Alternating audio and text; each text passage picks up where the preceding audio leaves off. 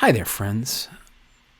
My name's Matthew Saunders, and I am doing a short series of videos and social media posts about neurodivergence called My Neurodivergent Brain.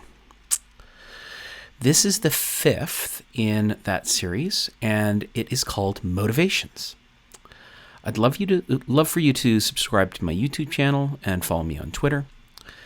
You can see below how to do that. My Twitter handle is @Creech, and the YouTube channel is My Neurodivergent Brain at bit.ly. And I've included a QR code there just to make things a little easier for you to get there. If you've missed any of the other casts, you can catch up on my YouTube channel there. Hope you find my insights interesting. Thank you very much for watching. As a child, it was observed that I had massive vocabulary and excellent word discrimination compared to others in my age group.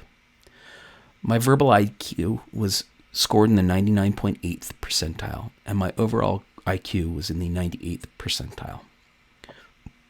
However, traditional learning was really difficult for me. It was recommended that you treat Matthew as if he were hard of hearing and maintain eye contact while giving oral instructions. Let me tell you something, eye contact is so difficult. So that made things actually kind of worse. And his attention span is so short and he is so easily distracted that it's possible for him to not hear or retain oral lessons. But here's the thing. If you were to sit me down at a music concert, an opera or an operetta or Broadway show, I would sit quietly until each intermission.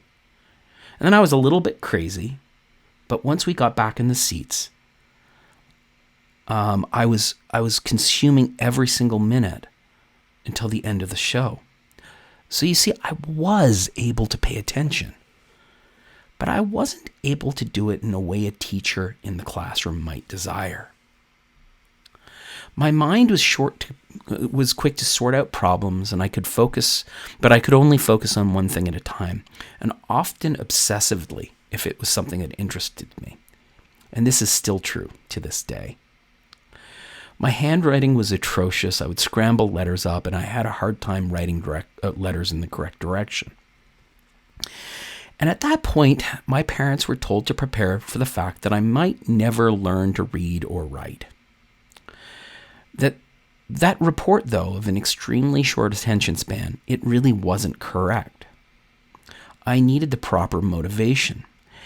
And the obsessive behaviors that can come with those on the autism spectrum, when something is interesting, really made that literacy prediction false. You see, my siblings and father were part of a church choir, and I desperately wanted to be part of that experience. I was in the second grade. I couldn't read yet, and under normal circumstances, children in the second grade should be able to read 50 to 90 words per minute, and the choir master had me read from a hymn book. I just couldn't do it. He told me that until I could read, I wouldn't be able to join the choir, and I was inconsolable. I felt stupid. I felt left out, and this turned into fury. It was one of those red tricycle moments I talked about. And initially, my parents saw this as being oppositional behavior, but it occurred to my mother that they needed to steer that anger towards something productive. But I was fortunate. My father was an English teacher, and he sat down with me every night writing letters, words, then short sentences, longer sentences, and eventually short stories on the back of used dot matrix paper. We spent 2 months or so every night after supper drilling. And my mom and dad would find me drilling on my own, often having to force me, crying because I didn't want to stop, to go to bed. And 10 weeks later, I went back to the choir master and asked me to test me again.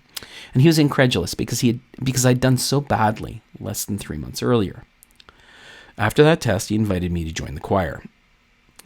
I had learned to read in less than 70 days, and not only that, I was reading above grade level in both speed and comprehension. Now, this is known as repetitive obsession. Those on the spectrum who find something interesting can learn that thing very quickly if they're motivated. So if you're on the spectrum and you have tasks that you're not particularly interested in, something that's worked well for me is to change the rules of the task and turn it into a game.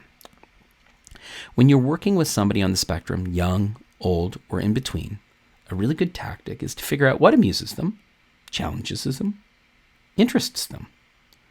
They excel under those circumstances. If a work task is proving difficult to complete, look for a way to make the task different and fall into something that amuses them. Thanks so much for watching this episode. The next episode is going to be called Oppositional Behavior.